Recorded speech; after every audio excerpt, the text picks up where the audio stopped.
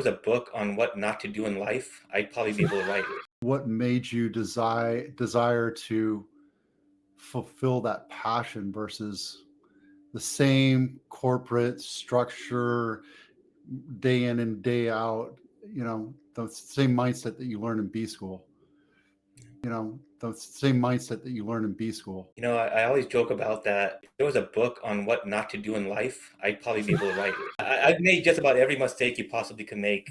I was an angry kid growing up. I wasn't able to, control my emotions too much. There's a lot of things that, when you start learning uh, all these new things, you start looking back at reflecting on your life in the past and decisions that you made, the way you behaved, and you know, it just that same thought that you mentioned earlier, you're like, if I would have known this sooner, and that just keeps coming back in your mind, and you obviously you can't do anything about your past, but I'm like, Nope. hey, how can I make sure my son and my daughter doesn't go down the same path that I did, right?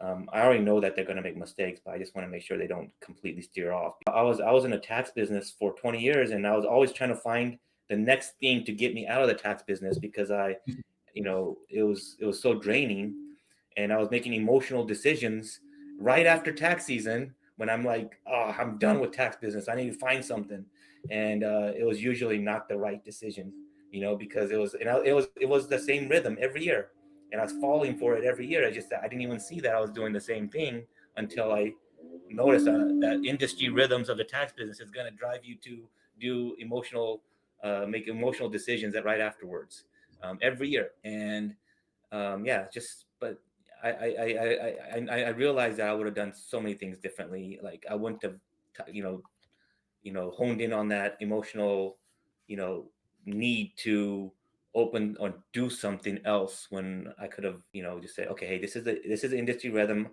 I know this is the way you're gonna feel. I'm not gonna, fall for that this time.